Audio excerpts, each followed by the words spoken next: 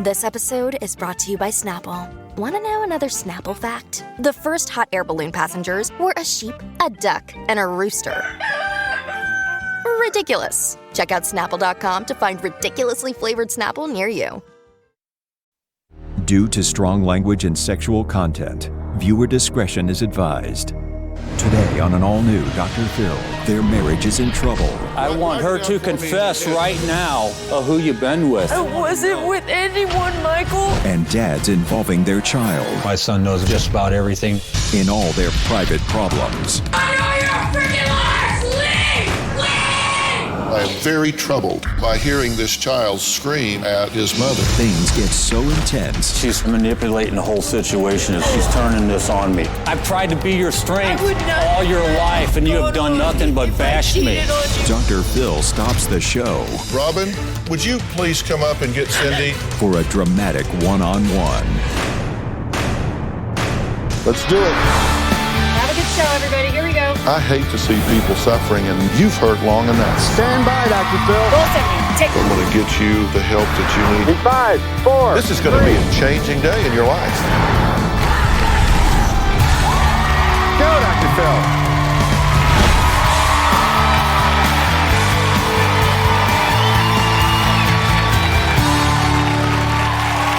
It was a lot more than sex, lies, and videotapes yesterday when we met one of the most animated and intense husbands I have ever dealt with. There was spying, suspicions, polygraph tests, paternity tests, fake suicide attempts, and a road trip halfway across the United States to lay some evidence at my feet. Let me catch you up on what's happened so far.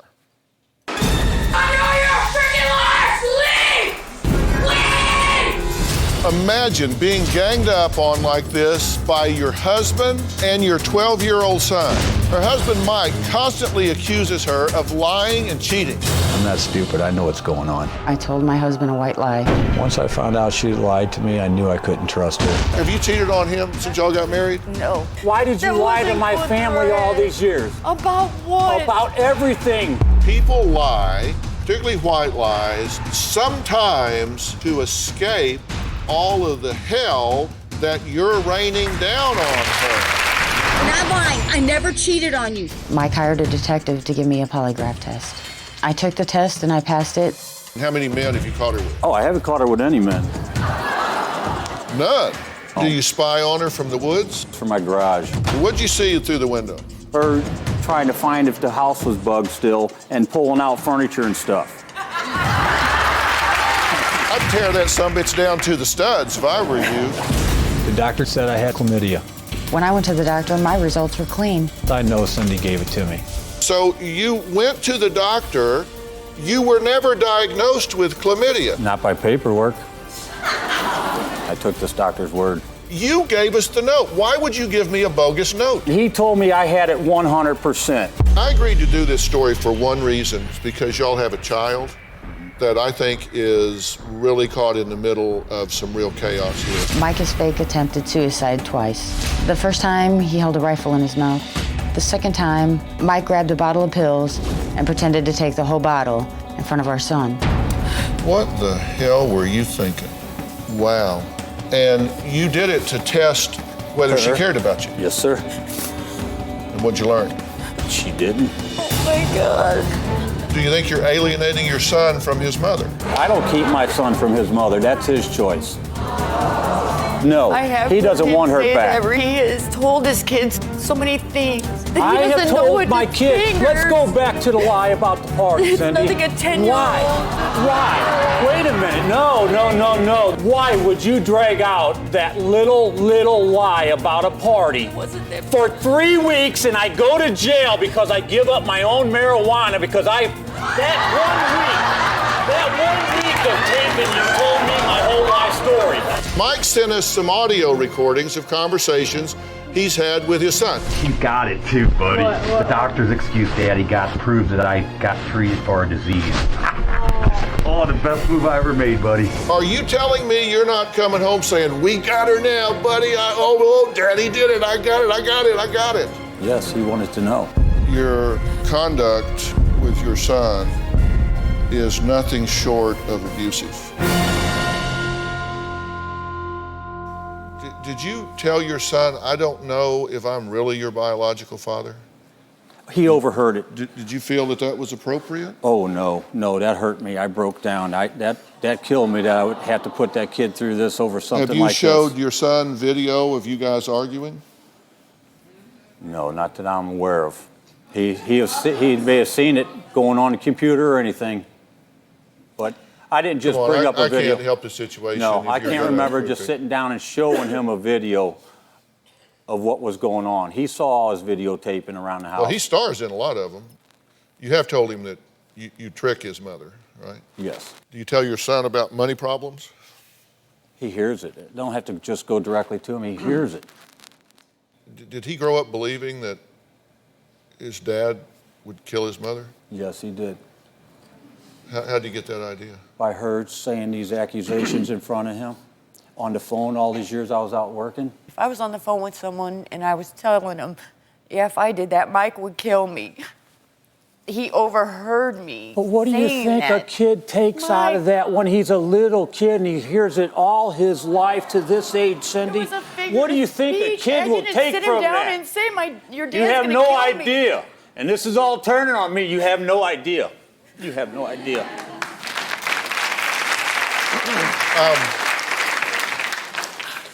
What do you mean this is all turning on you?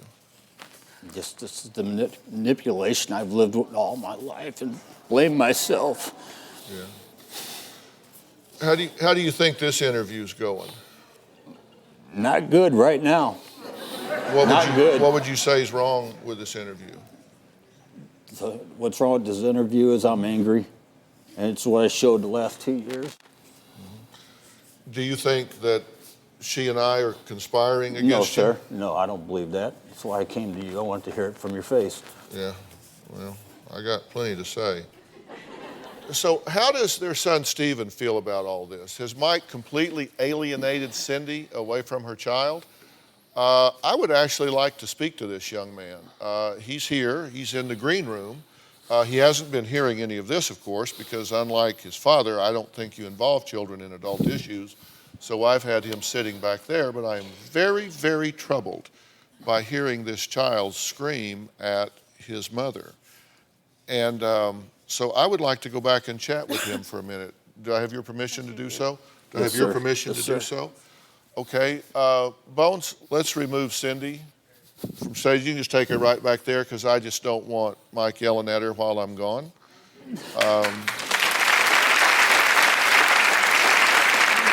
I'm going to go back and chat with him, and you'll be able to see that as we're going to swing this plasma around so you can see this, and all of you in the audience are going to have the opportunity to see it as well. I just didn't want to bring him out here because I don't think you do that with children. Certainly in this situation. I'm going to go back and chat with him, and then after that, I'm going to come back out and tell you what I think needs to happen in this situation, okay? So I'll head back. Mike has brainwashed my son, and there's nothing I can do about it. Mom, I caught you manipulating me a couple times lately, and I've been getting pissed about it. Our son doesn't buy Cindy's lies. He's caught on just like I have.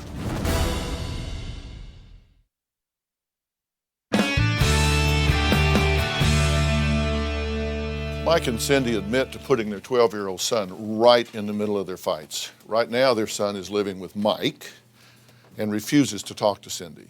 Take a look. Our 12-year-old son is caught in the middle of all of our marital problems. Don't push it on me. Push that down. See what she's putting this kid through? Mike has brainwashed my son, and there's nothing I can do about it. You're telling him I around on you, Michael. It's not I got a disease. There ain't no other way. My son knows about the cheating, the STD, the gambling, the money situation. He knows just about everything. I have been so honest with my son because I believe my son should know.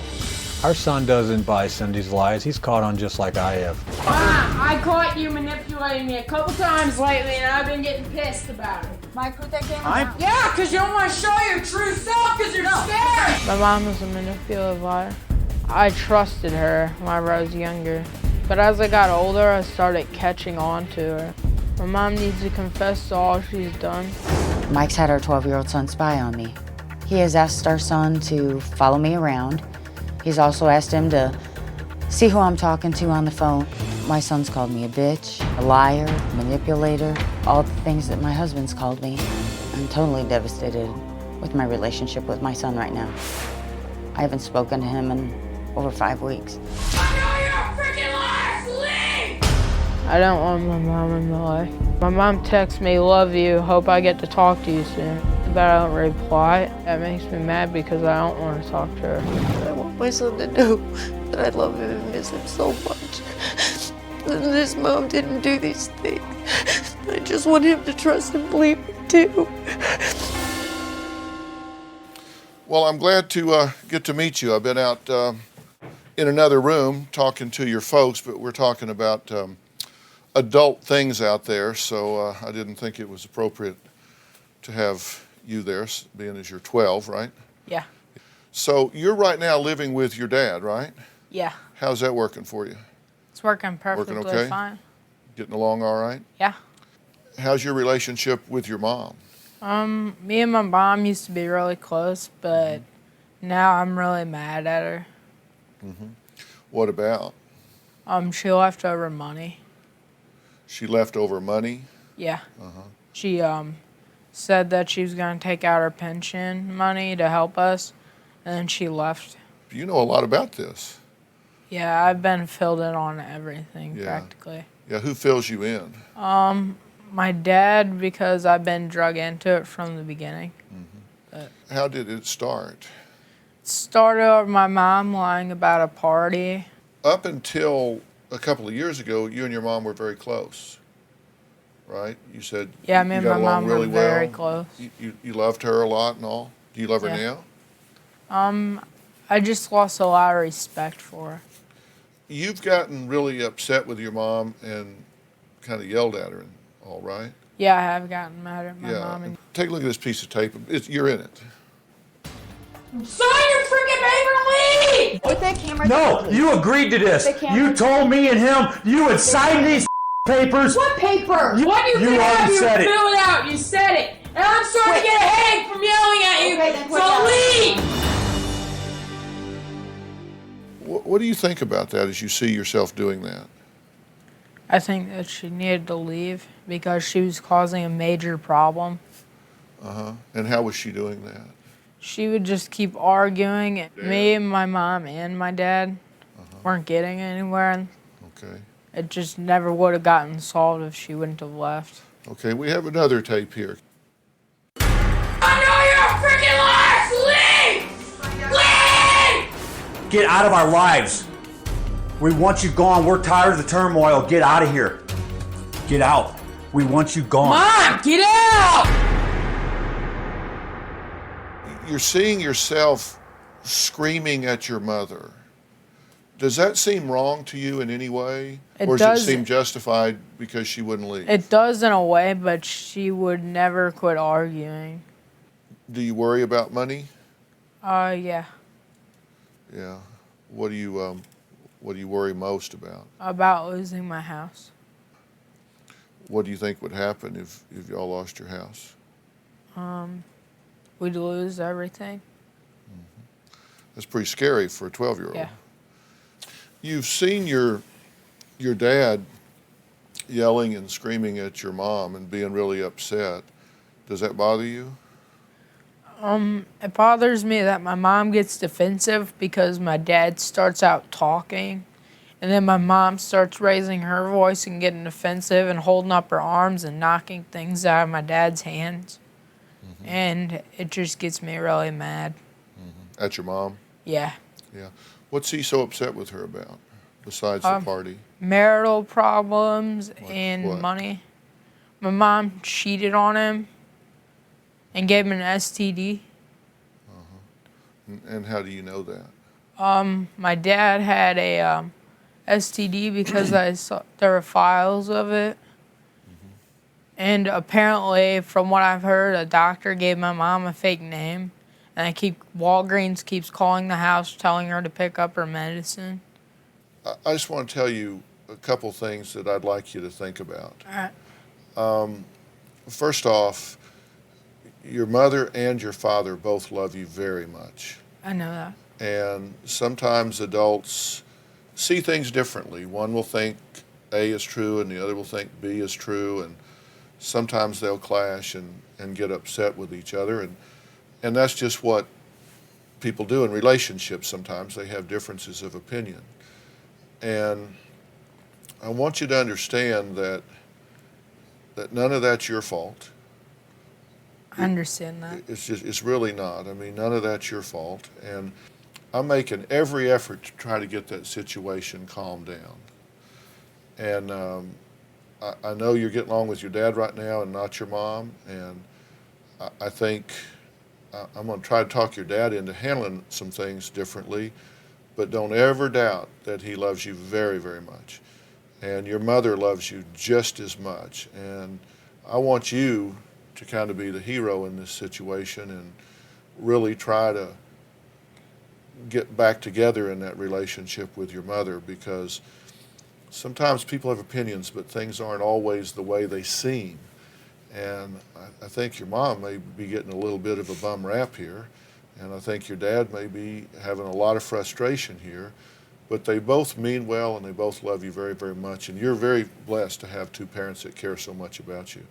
Listen, I'm really proud to meet you. Thanks. I am too. You're a good-looking kid and you're plenty smart, so Thanks. hopefully we can calm things down at home for you, okay? All right, thanks. Talk to you soon. All right. What would make you happy today is if she confessed. You said you want a confession so you can start fresh. I would love a confession out of this girl. Across this great country, from coast to coast, you've told me about the crossroads we're facing. That's exactly why I wrote We've Got Issues, How You Can Stand Strong for America's Soul and Sanity. This book isn't just a conversation starter. It's a roadmap for standing strong in the face of adversity, for embracing our core values when they're needed most. We're talking about real strategies for real people dealing with real issues, from navigating the complexities of today's polarized world to fortifying our families. And I set forth in the book 10 principles that I think are critical for a healthy society. This is not about politics. I'm not a politician, don't want to be a politician, don't know enough about politics to talk about it. But I talk about every angle of life as we know it, from family and relationships to the burning issues that are shaping our world today. We've got issues, how you can stand strong for America's soul and sanity. And you'll find it anywhere books are sold. It's about time we start addressing what truly matters. This episode is brought to you by Experian. Are you paying for subscriptions you don't use but can't find the time or energy to cancel them?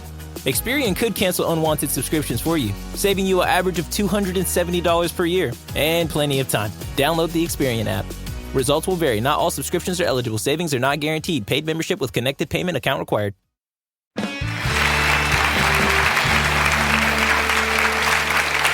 Well, I'm back with Cindy and her husband, Mike. I have just come from the green room where I spoke to their delightful son.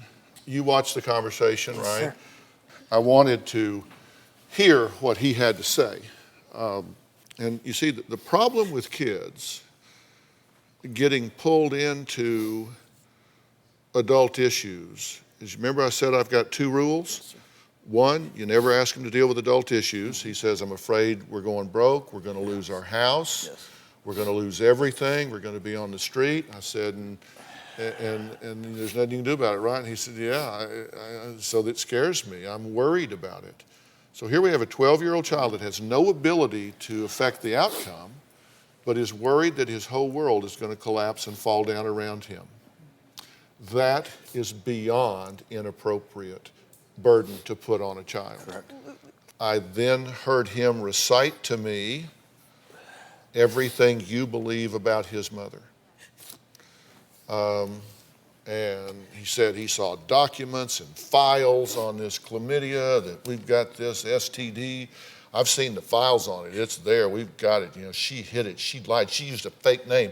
They're calling up over there trying to deliver medicine to treat her, and she lied, and she won't leave. No, we're not and she saying won't all sign the papers. That's what he said. Yes. But he didn't see the files. I didn't show him that paperwork. That's what he said. But I didn't show him them paperwork. If That's he saw it. what Correct. he I heard said. that. Which, correct. and let me tell you, Yes. perception is reality. Correct. I understand that. Your attitude, I believe, is if you say something long enough and loud enough, it becomes the truth. but I'm not affected that way. I don't care how long you say it or how loud you say it. You either have the science to back it up or you don't, and you don't. He doesn't know that, but I do. And you didn't hear me saying critical about you, correct? No, I didn't. I'm very careful when I talk to children. And I want him to rekindle his relationship with you. And I said, I think your mother's getting a bum rap here. I think everything is the way it seems. But the problem with kids is they only know what you tell them. And you see things through your filter, and you believe it to be true, so you present it as the truth. He trusts you, so he treats it as the truth. If what he hears from you is what a no-good, lying, cheating, manipulating, selfish person his mother is there any other way for him to feel? And the answer is no, and that's parental alienation, and that is bad. So I hate that that's where we are with him. What do you want to see happen in this family, in this situation, in your relationship with Mike? Dr. Phil, I love my husband, but we cannot continue to go through with the way things have been going. It can't stay like this. It has to stop. We need to get some help. In spite of everything he's said and done, you still say you love him. And these money problems, yes. Are you a gambler? I was. I never was before this period. Okay, but now you started being, how much money have you lost? Oh, I've lost probably 70, 80 grand on the boat. I've even banned myself from the boat. Okay, so you've blown through 70 or 80 grand, which is a lot of money for you, right? Yes, sir. A lot of money. So now you're broke? Yes, sir. Because of you? Yes. Because of your gambling? Yes, sir. And what you were screaming at her, and her son was screaming at her to do, was to sign the papers to cash in your pension plan. No. Is that right? He wanted me to cash in my pension plan, but I don't even know what those papers were there. Paperwork. But he does want you to sign, he does want you to cash in your pension plan. Yes, sir. Because he was saying, Mom won't help us, we need this. And he told me back there that we were going to use that money, and now we're going to lose our house because of her. Right? Does he know that you lost the family's nest egg on gambling? Yes, he's heard all this fighting going on in the house. He didn't mention that.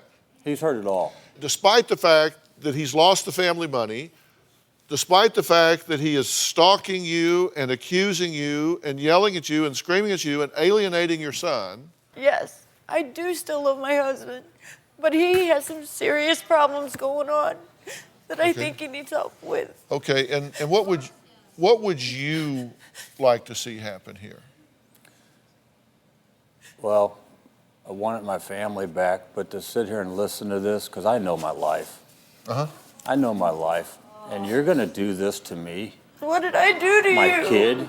This was all your the call father coming I've been, here. the husband I've been all my life, and you're going to do this. Okay, talk to me for a second. Okay. What is it she's doing? She's turning this and manipulating the whole situation is what she's doing. She's turning this on me. She's still lying. She's not owning up to what she has done all her life. She is not owning up to what she is, how she has treated my son and I all our lives.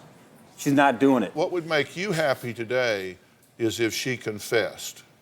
You said you want a confession so you can start fresh. I would love a confession out of this girl. I've been waiting all my life for her to open up to me. And what is it you would like her to confess? I want write her it out to for me in your confess head right now who you've been with.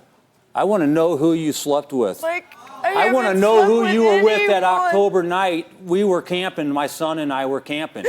I want to know. I wasn't with anyone, Michael. And if you can't, I wasn't with anyone. If you can't finally be true to your heart, I your own have heart been first. True. You just don't believe me or trust me, Mike. I can't I'm go not any farther lying here, to Cindy. you, I love you Mike. more than anything in this world, and I would do anything. I would forget all of this. I would be there for you. I would be your strength. I've tried to be your strength I would not all have your let life, this and you have gone done on nothing but if I bash me. cheated on you. I would have told you a long time ago.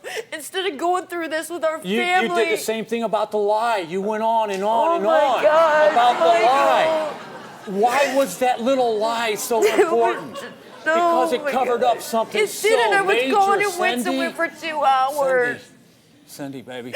Mike, I'm not lying to you. I Cindy. cannot make you believe me. No, you can't I have make. tried you can't everything. make. You can't. I know my life. And I know you what just I've lived. don't believe me. I know what I've lived.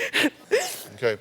I want to talk to Mike for a few minutes here, and here's what I want you to do. Robin, would you please come up and get Cindy and have her come back there and sit with you for a minute? Just hang on. Robin will come and get you here. Do you know my wife, Robin? I do. Yeah. How are you? This is my wife. Mike, this is my wife, Robin. Hi, Robin. Nice to Nice meet to you. I just want her to sit back there with. I do not believe that your wife is cheating on you. I think the last thing she wants in her life is another man.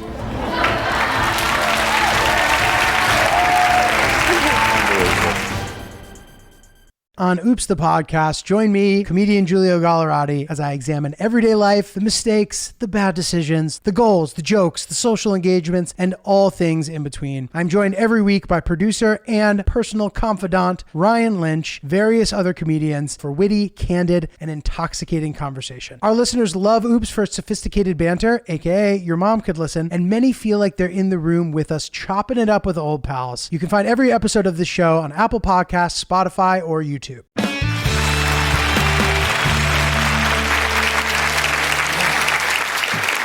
Robin. Tell me what you're thinking and feeling right now. I'm feeling just used all my life, just crushed. I've been an animal these 2 years. I've been somebody I haven't been all this my life. Yeah.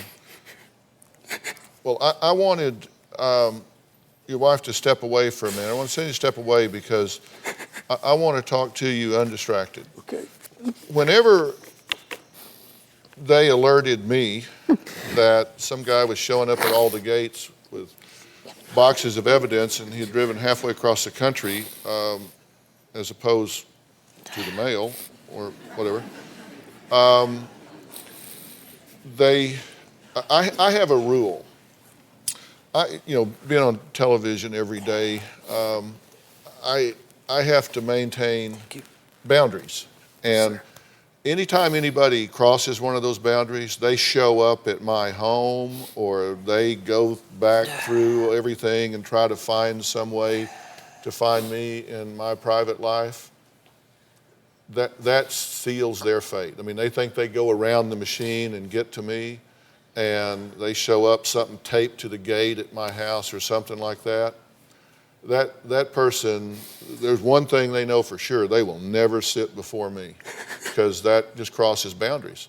And you driving out here and doing all of that, I said, no way, I'm talking to this guy. Not going to happen. He's crossed the boundaries. And then I saw the tape of your son. And I said, well, you know what? The son didn't cross the boundaries, and he's the one that's suffering here more than anybody else. So I said, I'll do this story. I'll talk to you. I'll sit down and talk to you. But you remember, before I did, I even required them to have you write me a letter. Yes, sir. Because I had a sense how this was going to go. And here's the letter that I had Mike write to me before I agreed to see him. I would like to express my feelings on what I hope Dr. Phil can do for my family. That is to hear our story, tell me what he thinks our problems are, and get us the right help for my son, Cindy, and I.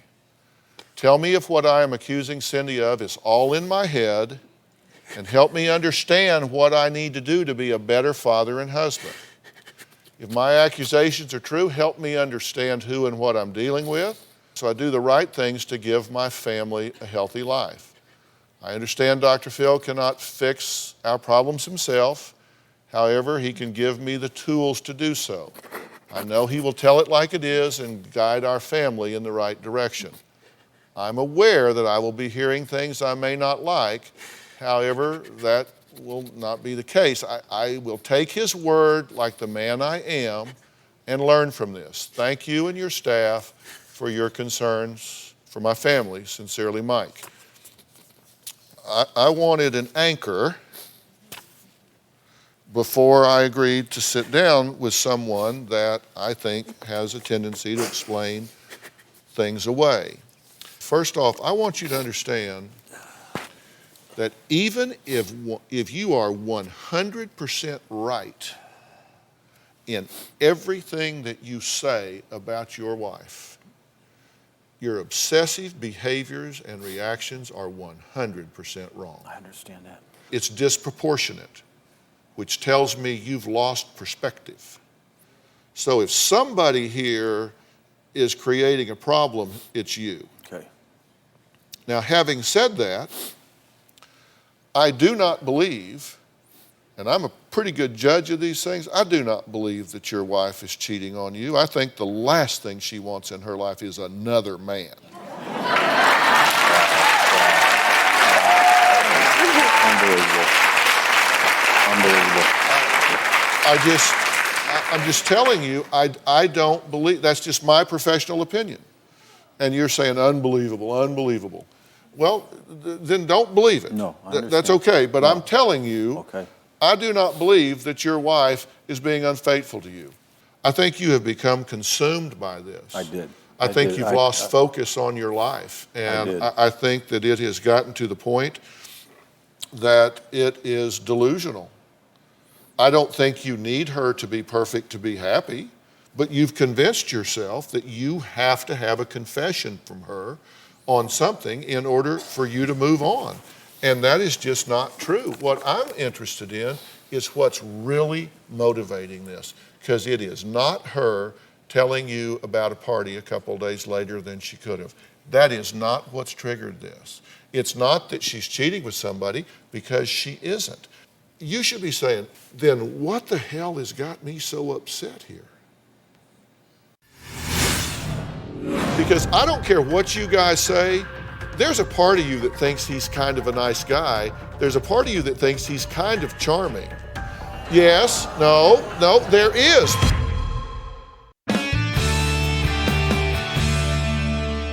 What I fear I create, you are destroying the family you think you are fighting so hard to maintain. You are the problem. Just think about that.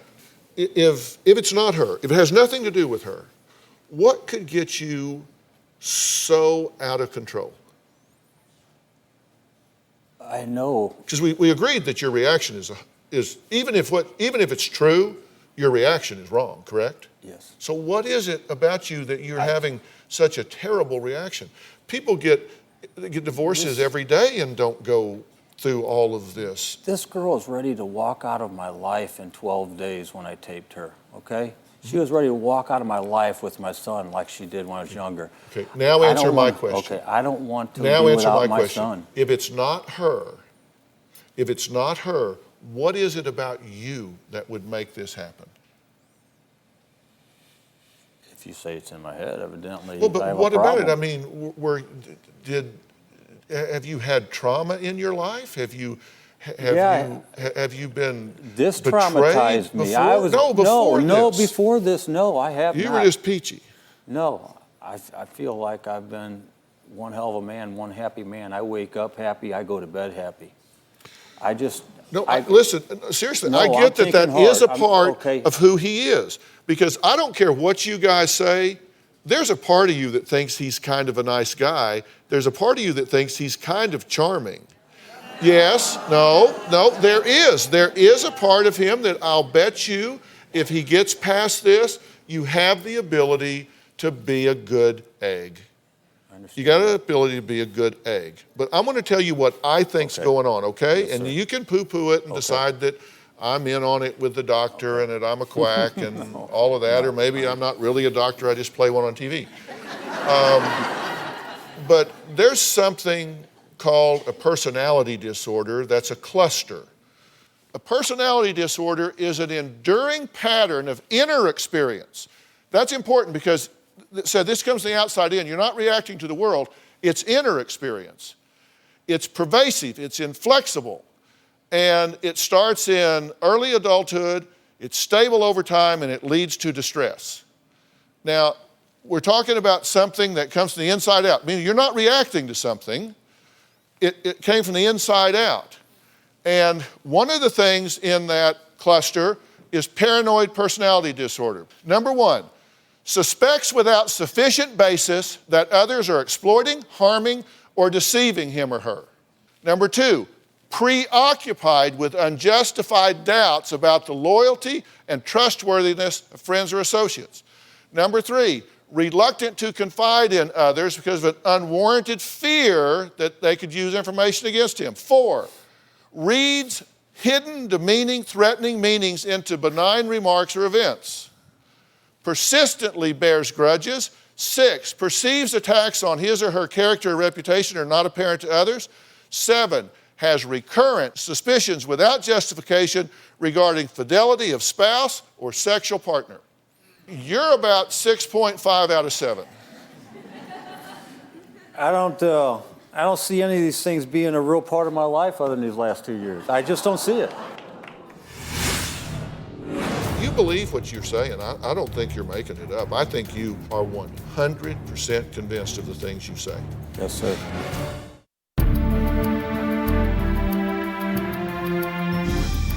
Is it possible that something has happened that's caused you to view the world through a filter that distorts it for you? Anything's possible.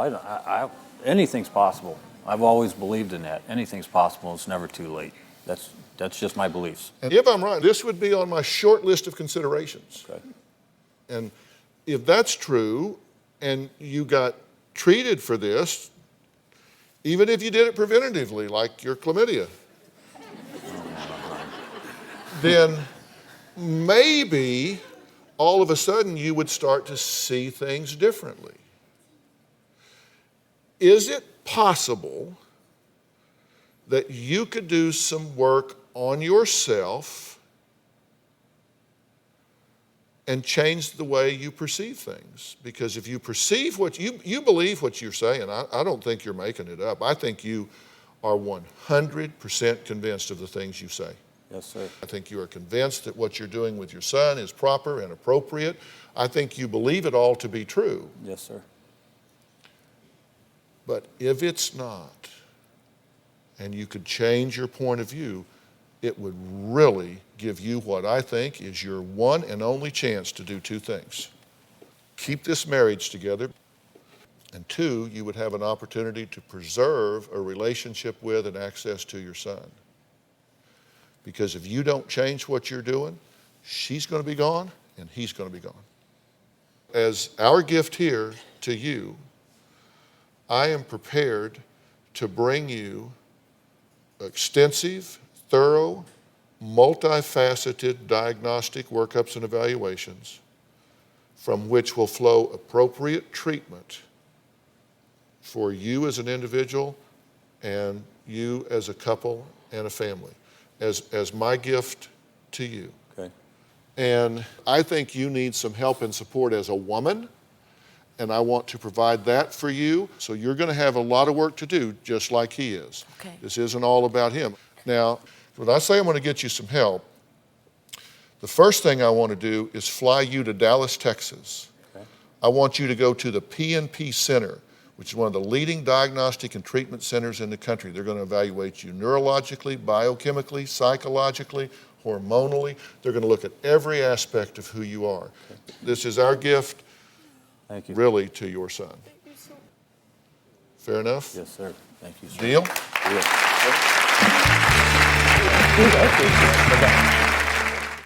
Hey, Dr. Phil here. Did you know that more than 16 million kids in the U.S. are at risk of hunger each day? Join me and visit feedingamerica.org/hunger to find your local food bank to help. I'm Dr. Phil, and together, we are Feeding America. Stop justifying your inactivity and avoiding the challenge of change.